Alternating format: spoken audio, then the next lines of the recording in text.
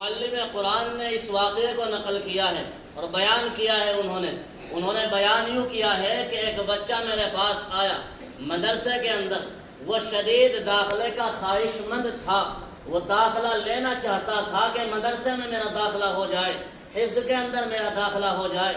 معلم قرآن استاد نے اس بچے سے پوچھا کہ بیٹا مجھے یہ بتاؤ تمہارے 30واں پارہ حفظ یاد ہے یا نہیں؟ کا پارہ۔ اس بچے نے کہا جی ہاں میرا 30واں پارہ یاد ہے۔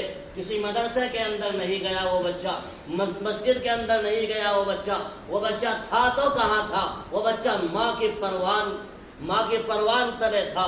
وہ بچہ گھر کے اندر ماں کی شفقت نیچے پل رہا تھا۔ اس بچے کی تربیت ماں کر رہی تھی۔ اس بچے کا جو مدرسہ تھا وہ ماں تھی۔ اس وقت میں وہ گھر سے بچہ نکلا تھا، مدرسے کے اندر گیا، اور مدرسے میں جانے کے بعد اس بچے نے استاد سے بات کی اور خواہش ظاہر کی میں داخلہ لینا چاہتا ہوں۔ استاد نے اس بچے سے پوچھا بیٹا مجھے یہ بتاؤ تمہارے 30واں پارہ قرآن کریم 30واں پارہ حفظ یاد ہے یا نہیں؟ اس بچے نے کہا جی ہاں حضرت میرے یاد ہے۔ استاد نے کہا بیٹا سناؤ۔ اس بچے نے وہ بغیر غلطی کے پورا مکمل پارہ سنایا۔ جو ابھی تک مدرسے میں نہیں گیا تھا، جو ابھی تک مسجد میں نہیں گیا تھا، اس بچے نے مکمل 30واں پارہ حفظ سنایا۔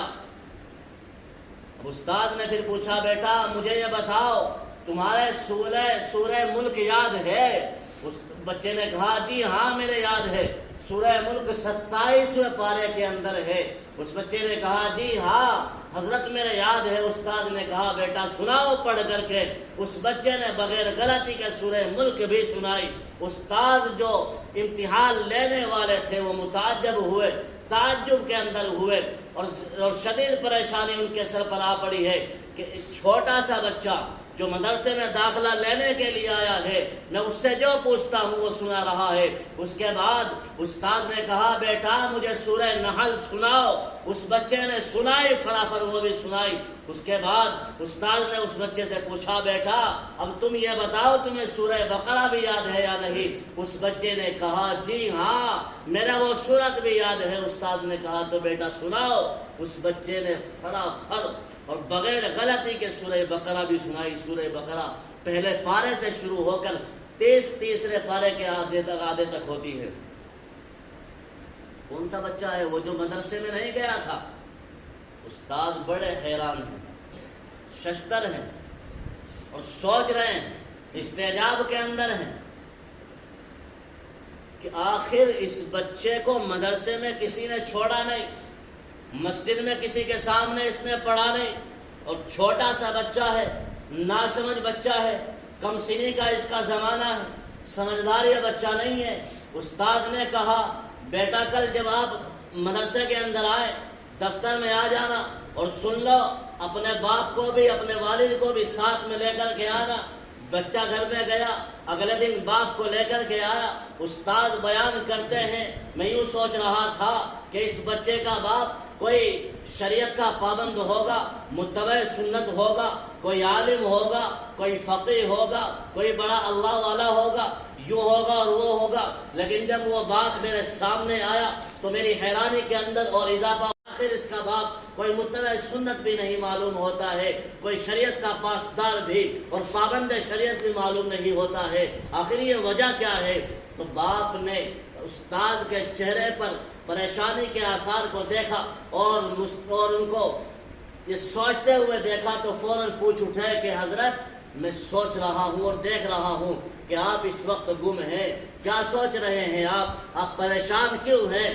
آپ کو بتاؤں میں آپ کی پریشانیوں کا حل میں آپ کو بتاؤں؟ استاد نے کہا بتاؤ بھائی مجھے کہ حضرت یہ میرا بچہ ہے، میرے 3 بیٹے ہیں، تینوں کے تینوں حافظ قرآن ہیں، کسی مدرسے میں نہیں چھوڑا، کسی مسجد میں نہیں چھوڑا، اور میری جو سب سے چھوٹی بیٹی ہے وہ 4 سال کی ہے، وہ ابھی 30واں پارہ مکمل حفظ کر چکی ہے۔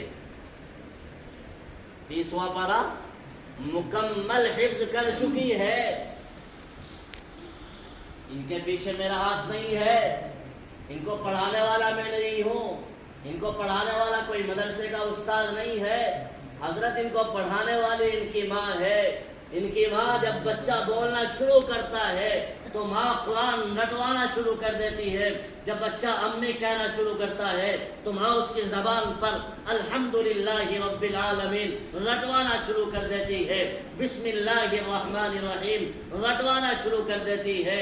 میری جو چھوٹی بیٹی ہے وہ 4 سال کی ہے، وہ مکمل 30واں پارہ حفظ کر چکی ہے. وہ مکمل 30واں پارہ حفظ کر چکی ہے. اور آپ سوچ رہے ہوں گے وہ رٹواتے کس طرح سے ہے، وہ رٹواتے کس طرح سے ہے. آپ سوچ رہے ہوں گے وہ رٹواتے اس طرح سے ہے کہ بچوں کو بٹھاتی ہے اور بچوں کو بٹھا کر کے یوں کہتی ہے کہ جو اتنا پارہ سنائے گا، جو اتنا سبق سنائے گا، شام کا کھانا اس کے پسند کا بنے گا، جو اتنا قرآن اس وقت تک یاد کر لے گا، چھٹیاں اس کے ساتھ میں منائی جائیں گی. جو اتنا مکمل قرآن یاد کر لے گا وہ ایک ڈے اس کے ساتھ میں منایا جائے گا، چھٹیاں اس کے ساتھ میں منائی جائیں گی. جو اتنا قرآن مکمل یاد کر لے گا.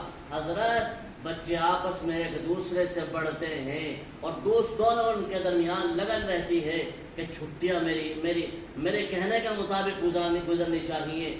چنانچہ ایک دوسرے سے بڑھ چڑھ کر کے وہ مکمل یاد کرتے چلے جاتے ہیں. تو اس راز کا یہ راز ہے.